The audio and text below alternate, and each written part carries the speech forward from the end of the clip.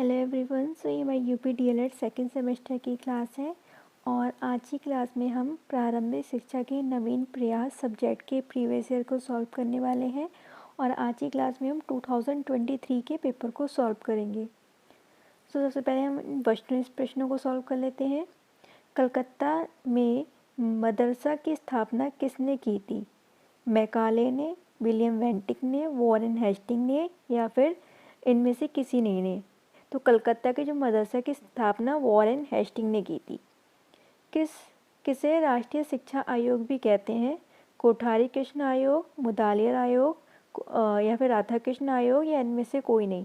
तो हम कोठारी आयोग को राष्ट्रीय शिक्षा आयोग भी कहते हैं क्योंकि इसने शिक्षा को एक राष्ट्रीय नीति बनाने की बात कही थी। भारतीय शिक्षा आयोग का गठन किस वर्ष हुआ था? तो भारतीय शिक्षा आयोग का गठन 1882 ईस्वी में हुआ था। गोखले विधेयक प्रस्तुत किया गया था। गोखले विधेयक 16 मार्च 1911 ईस्वी में प्रस्तुत किया गया था। नेक्स्ट क्वेश्चन है, शिक्षा का आयोग 1964 से लेकर 66 तक के अध्यक्ष कौन थे? Doctor A Lakshmana Swami Mudaliar, Shri A.T. Vyas, Shri D.S. Kothari या फिर डॉक्टर ताराचंद। तो जिसके जो अध्यक्ष थे वो कोठारी थे। तो ऑप्शन नंबर 7 इसका राइट आंसर होगा। पाश्चात्य विवाद का जन्म हुआ हंटर कमीशन से, 1813 के घोषणा पत्र से, मैकाले के विवरण पत्र से या फिर वुड के आदेश पत्र से। तो इसका जो प्रारंभ हुआ था वो 1813 में जो घोषणा पत्र आया था उसके द्वारा हुआ था। शिक्षा को समवर्ती सूची में स्थान दिया गया। समवर्ती सूची वह सूची होती है जिसपे केंद्र और राज्य दोनों ही कानून बना सकते हैं। तो इसे 1976 ईस्वी में समवर्ती सूची में डाला गया था। फोर्ट विलियम कॉलेज की स्थापना किसके द्वारा की गई? तो फोर्ट विलियम कॉलेज की स्थापना किसने की थी? लॉर्ड वेलेस्ली ने की थी। नेक्स्ट क्वेश्चन है, निस्पंदन सिद्धांत का प्रतिपादक कौन है? निस्पंदन सिद्धांत के प्रतिपादक लॉर्ड मैकाले हैं। ऑपरेशन ब्लैक बोर्ड कब प्रारंभ हुआ? तो ऑपरेशन ब्लैक बोर्ड 1886 से लेके 87 के बीच में प्रारंभ हुआ था। ऑप्शन नंबर 22 का राइट आंसर होगा। शिक्षा छनाई का सिद्धांत लागू किया गया था। तो शिक्षा छनाई का जो सिद्धांत था वो उच्च वर्ग की शिक्षा हेतु लागू किया गया था। निःशुल्क एवं अनिवार्य बाल शिक्षा अधिकार अधिनियम कब बना? आप सबको पता होगा 2009 में बना था, जिसे 2010 में लागू किया गया था। तो आपसे पूछ रहे कब बना? तो 2009 इसका राइट आंसर होगा। कस्तूरबा गांधी विद्यालय योजना का संबंध है प्राथमिक शिक्षा से, प्राथमिक बालिका शिक्षा से, माध्यमिक शिक्षा से या फिर माध्यमिक बालिका शिक्षा से। सो कस्तूरबा गांधी विद्यालय योजना का संबंध प्राथमिक बालिका शिक्षा से है। भारतीय विश्वविद्यालय अधिनियम किस वर्ष पारित हुआ? तो भारतीय विश्वविद्यालय अधिनियम 1904 में पारित हुआ और ये किसने पारित किया था? लॉर्ड कर्जन ने पारित किया था। कलकत्ता एवं बम्बई विश्वविद्यालय की स्थापना का आदर्श किसे माना गया? तो लंदन विश्वविद्यालय को कलकत्ता और बम्बई विश्वविद्यालय की स्थापना का आदर्श माना गया था। तो यहाँ पे हमारे 15 PYQ क्वेश्चन कंप्लीट होते हैं। इसके बाद हमारे 15 अति लघु उत्तरीय प्रश्न आएंगे और 10 लघु उत्तरीय प्रश्न आएंगे। इनके उत्तर मैं आपको अपने नोट्स के थ्रू कराती हूँ। पहला क्वेश्चन है, निस्पंदन सिद्धांत से क्या आशय? तो आप पहले हेडिंग डालेंगे निस्पंदन सिद्धांत। निस्पंदन सिद्धांत को अधोमुखी निस्पंदन सिद्धांत भी कहते हैं। ये सिद्धांत लॉर्ड मैकाले द्वारा दिया गया था। इस सिद्धांत में के अनुसार शिक्षा केवल उच्च वर्ग या मध्य वर्ग के लोगों को प्रदान करनी चाहिए और जो निम्न वर्ग के लोग हैं उनको शिक्षा इन वर्गों से छन छन कर प्राप्त हो जाएगी। तो ये था निस्पंदन का सिद्धांत। नेक्स्ट क्वेश्चन है, कोठारी आयोग की नियुक्ति का मुख्य उद्देश्य क्या था? तो कोठारी आयोग की नियुक्ति का मुख्य उद्देश्य समस्त भारतीय शिक्षा प्रणाली का मूल्यांकन करना और उसके लिए नवीन नीतियों का निर्माण करना था। इस आयोग ने शिक्षा के क्षेत्र में सुधार, सभी के लिए समान शैक्षिक अवसर और अनुसंधान के विकास पर अपना ध्यान केंद्रित किया। तो कोठारी आयोग की नियुक्ति का मुख्य उद्देश्य क्या था? भारतीय शिक्षा प्रणाली का मूल्यांकन करना और उसके लिए राष्ट्रीय नीतियों का निर्माण करना। शिक्षा के सार्वभौमिकरण से क्या आशय है? शिक्षा के सार्वभौमिकरण से आशय है सभी को शिक्षा के अवसर प्रदान करना। इसमें यह सुनिश्चित किया जाता है कि सभी बच्चों को, चाहे वो किसी भी धर्म के हों, जाति के हों, समुदाय के हों, समाज के या आर्थिक पृष्ठभूमि के हों, सभी को उनकी योग्यता अनुसार शैक्षिक अवसर प्रदान किए जाए। तो यही शिक्षा के सार्वभौमिकरण का आशय है। नेक्स्ट क्वेश्चन है, राष्ट्रीय बाल श्रम परियोजना क्या है? राष्ट्रीय बाल श्रम परियोजना भारत सरकार की एक परियोजना है जिसका उद्देश्य बाल श्रम को रोकना है। बाल श्रम में 14 वर्ष से कम उम्र के बच्चे आते हैं जो कि मतलब फैक्ट्री वगैरह में काम करते हैं, वो बच्चे आते हैं।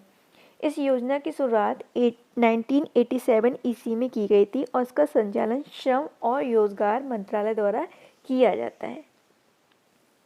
जनशाला कार्यक्रम क्या है? जनशाला कार्यक्रम भारत सरकार द्वारा चलाया गया एक कार्यक्रम है जिसका उद्देश्य वयस्कों को शिक्षित करना है, मतलब कि एडल्ट्स को एजुकेशन प्रदान करना है। न्यूनतम अधिगम स्तर से क्या समझते हैं? न्यूनतम अधिगम स्तर वह स्तर है जो यह सुनिश्चित करता है कि बालक प्रत्येक स्तर के न्यूनतम ज्ञान या कौशल को प्राप्त कर लिया है या फिर नहीं किया है। न्यूनतम अधिगम स्तर विभिन्न विषयों जैसे कि गणित, इतिहास, भूगोल, विज्ञान, साइंस आदि के लिए निर्धारित किए जाते हैं। तो न्यूनतम अधिगम स्तर क्या है? वो एक स्तर डिफाइन कर देना कि ये चीज़ तो बच्चे को आ ही जानी चाहिए। फर्स्ट क्लास का बच्चा तो 100 तक तो गिनती आनी चाहिए, न्यूनतम है, उसके आगे जो हो जाए वो तो हो जाए। नेक्स्ट क्वेश्चन है, विद्यालयमुखी कार्यक्रम से आप क्या समझते हैं? विद्यालयमुखी कार्यक्रम बच्चों को स्कूल के लिए प्रेरित करने के लिए डिज़ाइन किए जाते हैं। इसमें अनेक गतिविधियां शामिल की जाती हैं जो विद्यार्थियों को स्कूल के लिए तैयार और स्कूल में सफल बनाने में मदद करती हैं। तो ये किस लिए होती हैं? विद्यार्थियों को स्कूल के लिए तैयार करना, सो डैट वो स्कूल के इन्वायरमेंट में खुद को ढाल सकें। पी मोस्ट कार्यक्रम का पूरा नाम क्या है? तो सेवारत अध्यापकों का विस्तृत अभिविन्यास कार्यक्रम। सेवारत अध्यापकों का विस्तृत अभिविन्यास कार्यक्रम। इसे हम इंग्लिश में कहेंगे program of mass orientation of school teacher. Next question है, प्राथमिक शिक्षा के संदर्भ में अव्यय व अवरोध का अर्थ स्पष्ट कीजिए। तो सबसे पहले हेडिंग डालिएगा अव्यय का अर्थ। अव्यय का आशय बालक की अपनी प्राथमिक शिक्षा पूर्ण करने से पहले ही स्कूल छोड़ देने से है। इस प्रकार क्या होता है कि उस पर लगा जो धन, श्रम और समय जो होता है वो बर्बाद हो जाता है। मतलब कि बच्चे ने अपनी प्राइमरी स्कूलिंग कंप्लीट की नहीं, उससे पहले स्कूल छोड़ दिया। अवरोध का अर्थ है कि जब बालक का आशय बालक का एक कक्षा में असफल हो जाना, मतलब कि एक कक्षा में ही वो एक से ज़्यादा बार पढ़ रहा है तो उसमें क्या हो गया? अवरोध हो गया, फेल हो जाना। मतलब कि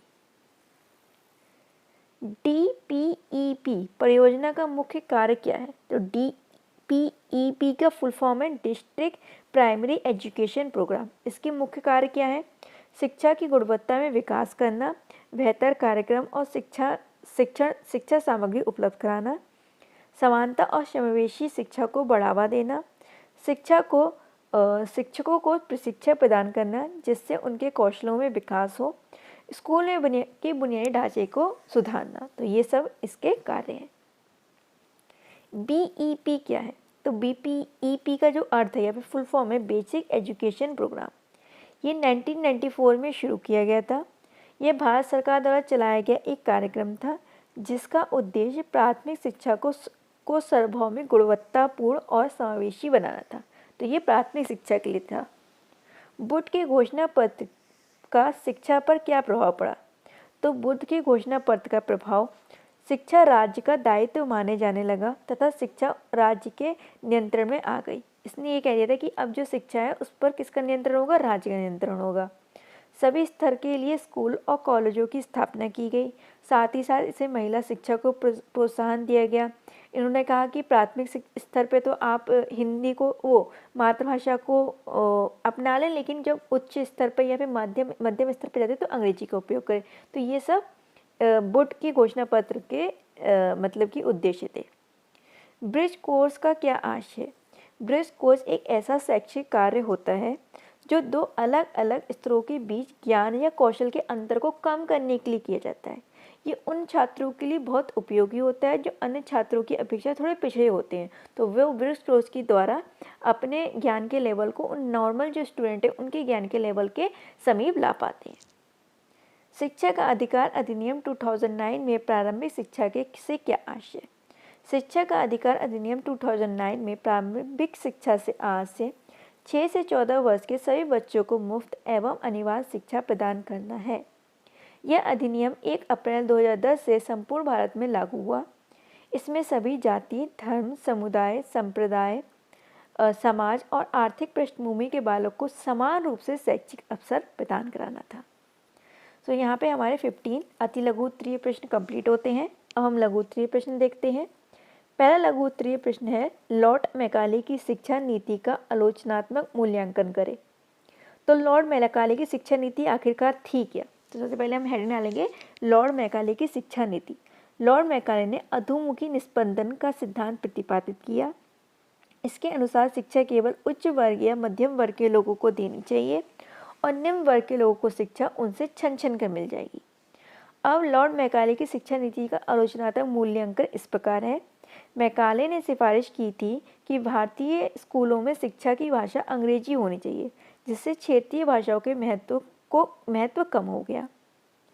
इसमें पाठ्यक्रम पूर्वी मूल्यों के बजाय पश्चिमी मूल्यों और विचारों पर आधारित होना चाहिए था, जिससे भारतीय संस्कृति की अवहेलना हुई। स्वदेशी शिक्षा को नकारा गया। उन्होंने उन सभी कॉलेज को बंद करने की वकालत की जो केवल पूर्वी दर्शन और विषय पढ़ाते थे, क्योंकि इनका कहना तो था कि आप पश्चिमी मूल्य और दर्शन पढ़ाओ। इसने उच्च वर्ग व निम्न वर्ग के लोगों के बीच सांस्कृतिक और शैक्षिक विभाजन पैदा कर दिया। ये जन शिक्षा की उपेक्षा करता था। नेक्स्ट क्वेश्चन है, बुट के घोषणा पत्र 1854 को शिक्षा का मैग्ना कार्टा क्यों कहा जाता है? बुट के घोषणा पत्र 1854 को शिक्षा का मैग्ना कार्टा इसलिए कहा जाता है क्योंकि इसने भारतीय शिक्षा में व्यापक और मौलिक बदलावों को सुझाव दिया, जो कि ब्रिटिश शासन की शिक्षा नीति को दिशा देने वाला पहला व्यवस्थित, संतुलित और विस्तृत प्रस्ताव था। इसे बुट डिस्पैच के नाम से भी जाना जाता है। बुट के घोषणा पत्र की विशेषताएं: प्राथमिक स्तर पर भारतीय भाषाओं को अपनाने का सुझाव दिया, माध्यमिक स्तर पर अंग्रेजी भाषा को अपनाने का सुझाव दिया, महिला शिक्षा को उन्होंने प्रोत्साहित किया, शिक्षा प्रशासन के लिए अलग विभाग बनाने की सिफारिश की। यह तर्क दिया कि यूरोपीय शिक्षा से प्राप्त जो भारतीयों का चारित्रिक विकास होता है या फिर नैतिक विकास होता है वो ज़्यादा बेहतर होता है। सुझाव दिया कि शिक्षकों के प्रशिक्षण को बढ़ावा दिया जाए। एक फ्लो चार्ट है, आप भी इस तरीके से बना के आइएगा। शिक्षण प्रशिक्षण पर बल दिया, प्राथमिक शिक्षा को प्रोत्साहन दिया, स्थानीय भाषाओं को महत्व, निजी शिक्षा संस्थानों की सहायता करी, धर्मनिरपेक्ष शिक्षा की बात की, उच्च शिक्षा के लिए नींव डाली। अब हमारा नेक्स्ट क्वेश्चन देखते हैं, भारतीय शिक्षा में लॉर्ड कर्जन का क्या योगदान है? तो लॉर्ड कर्जन का भारतीय शिक्षा में योगदान, सबसे पहले तो उनने शिक्षा विभाग का गठन किया। कर्जन ने 1901 ईस्वी में भारत में शिक्षा विभाग की स्थापना की। यह विभाग शिक्षा नीति बनाने, शिक्षा संस्थानों का निरीक्षण करने और उनके लिए विकास की योजना बनाने के लिए जिम्मेदार था। नेक्स्ट है शिक्षा नीति 1904। कर्जन ने 1904 ईस्वी में अपनी शिक्षा नीति घोषित की। इस नीति में प्राथमिक शिक्षा, माध्यमिक शिक्षा, उच्च शिक्षा, व्यावसायिक शिक्षा और महिला शिक्षा के क्षेत्र में कई सुधारों की शुरुआत की। भारतीय विश्वविद्यालय आयोग, कर्जन ने 1902 ईस्वी में भारतीय विश्वविद्यालय आयोग की स्थापना की। यह आयोग विद्यालय के कामकाजों का अध्ययन किया करते थे और सुधारों की सिफारिश करते थे। शिक्षा में कर्जन का योगदान का मूल्यांकन, कर्जन ने भारतीय शिक्षा प्रणाली में कई महत्वपूर्ण बदलाव किए। इन बदलावों को भारतीय शिक्षा में बहुत दीर्घकाल तक इसके प्रभावों को देखा जा सका, लेकिन कर्जन की कुछ जो नीतियाँ थी वो नकारात्मक भी थी। नेक्स्ट क्वेश्चन है, कोठारी आयोग की प्रमुख सिफारिशों का संक्षेप में वर्णन कीजिए। तो कोठारी आयोग का मुख्य उद्देश्य समस्त भारतीय शिक्षा का मूल्यांकन करना और उसके लिए शिक्षा नीतियों का निर्माण करना था। कोठारी आयोग की प्रमुख सिफारिशें इस प्रकार थी। शिक्षा का राष्ट्रीयकरण, आयोग ने सिफारिश करी कि शिक्षा का राष्ट्रीयकरण करना चाहिए, शिक्षा को राष्ट्रीय नीति के तहत लाना चाहिए। शिक्षा का माध्यम, कोठारी आयोग ने ये कहा था कि प्राथमिक स्तर पर तो बालक को उसकी मातृभाषा द्वारा पढ़ा देना चाहिए, लेकिन माध्यमिक या उच्च स्तर पर जो शिक्षा का माध्यम है वो हिंदी या अंग्रेजी को रखना चाहिए। शिक्षा का स्तर। कोठारी आयोग ने शिक्षा के स्तर को बेहतर करने के लिए निम्नलिखित सुझाव दिए। पहला था बालक और बालिकाओं को समान शैक्षिक अवसर प्रदान किए जाए, दोनों में कोई भी भेदभाव नहीं किए जाए। पिछड़े व गरीब बच्चों के लिए निःशुल्क शिक्षा की व्यवस्था की जाए। पिछड़े इलाकों में शैक्षिक संस्थानों की स्थापना की जाए। शिक्षा का लक्ष्य क्या क्या था? शिक्षा का अर्थ बालक को केवल ज्ञान का प्रसार करना ही नहीं बल्कि उसका सर्वांगीण विकास करना है। ये कोठारी आयोग की सिफारिशें थी। नेक्स्ट क्वेश्चन है, राष्ट्रीय शिक्षा नीति 1986 के प्रमुख बिंदु क्या थे?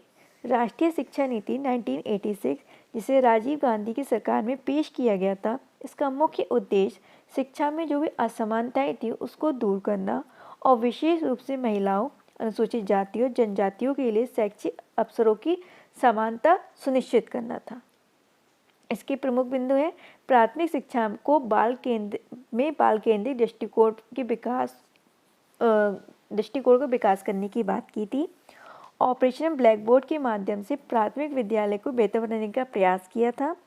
इंदिरा गांधी राष्ट्रीय मुक्त विद्यालय के साथ साथ अन्य ओपन यूनिवर्सिटियों की स्थापना की गई।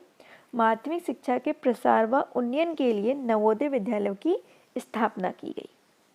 अब हमारा नेक्स्ट क्वेश्चन है, जिला शिक्षा एवं प्रशिक्षण संस्थान के प्रमुख उद्देश्य बताइए। तो हेडिंग डालेंगे जिला शिक्षा एवं प्रशिक्षण सिद्धांत के उद्देश्य। पहला है शिक्षक का प्रशिक्षण, मतलब कि डाइट, इसे हम डाइट भी कह सकते हैं। जिला शिक्षा वगैरह वगैरह जो फुल फॉर्म थी।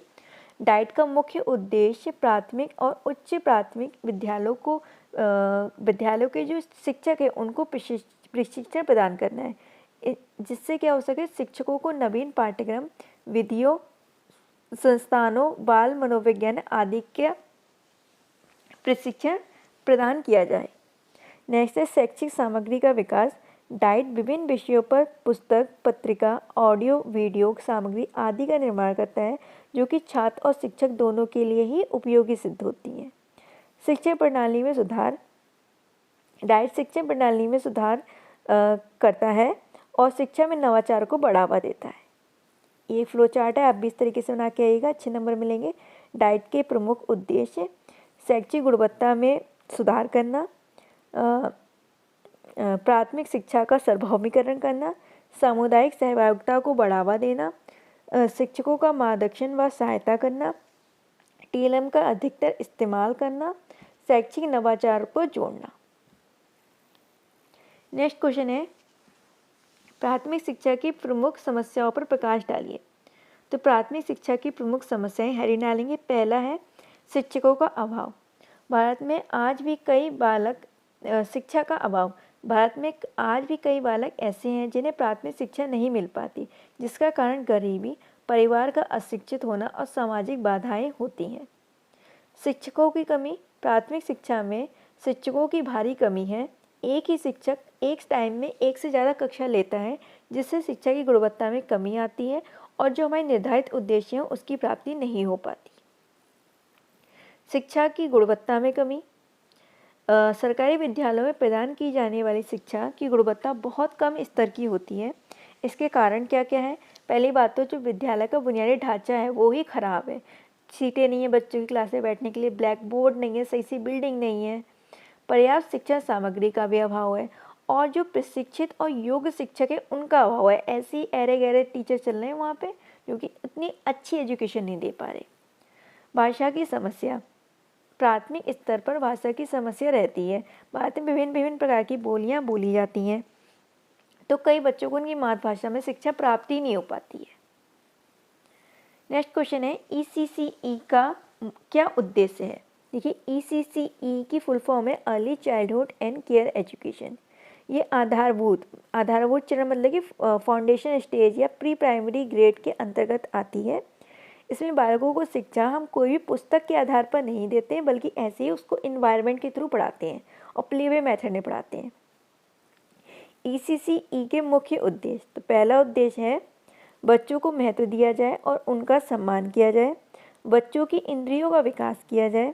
बच्चों के शारीरिक, मानसिक, भावात्मक व भाषा विकास सभी इसमें शामिल हैं। बच्चों को सीखने के लिए तैयार किया जाए। बच्चों को ये एक सुरक्षित और देखभाल वाला वातावरण प्रदान करना। इसका भी एक छोटा सा फ्लो चार्ट है। सकारात्मक अवधारणा विकसित करना, बालकों का सर्वांगीण विकास करना, अन्वेषण, जांच, प्रयोग के अवसर प्रदान करना, अच्छी पोषण, दिनचर्या व स्वास्थ्य की आदतों का विकास करना। नेक्स्ट क्वेश्चन है एनसीईआरटी का मुख्य कार्य क्या है। तो सबसे पहले एनसीईआरटी की फुल फॉर्म देखिए, राष्ट्रीय शैक्षिक अनुसंधान और प्रशिक्षण परिषद। ये भारत सरकार द्वारा स्थापित एक स्वायत्त संगठन है जो स्कूली शिक्षा से संबंधित मामलों पर केंद्र सरकार या राज्य सरकार को सलाह व सुझाव देता है। एनसीईआरटी के मुख्य कार्य क्या क्या है?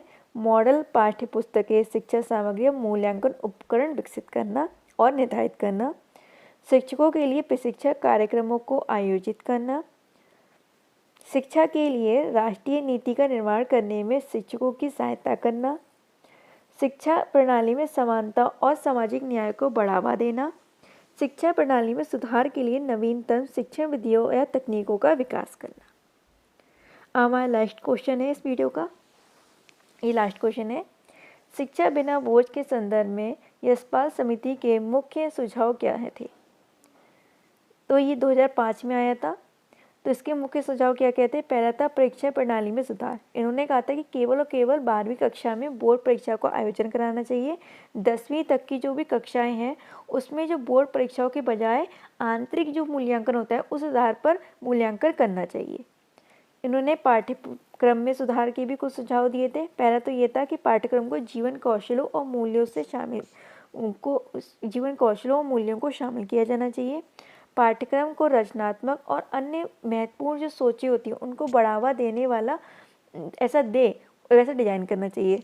शिक्षण विधियों में सुधार, तो शिक्षण विधियाँ कैसी होनी चाहिए? रोचक और प्रभावी होनी चाहिए। और शिक्षण विधियाँ ऐसी होनी चाहिए कि जो छात्र है वो अपनी सक्रिय भागीदारी दिखाएं शिक्षण कार्य में। शिक्षकों के लिए प्रशिक्षण की बात भी की गई थी। शिक्षकों के प्रशिक्षण प्रदान किया जाए ताकि वो शिक्षा की नवीन शिक्षा विधियों और तकनीकों का प्रयोग कर सके। तो यहाँ पे हमारा आज का पेपर कंप्लीट होता है। आई होप आपको ये क्लास पसंद आई होगी। अगर पसंद आई है तो प्लीज़ मेरे इस चैनल को सब्सक्राइब कीजिए और वीडियो को लाइक कीजिए। Bye and have a good day.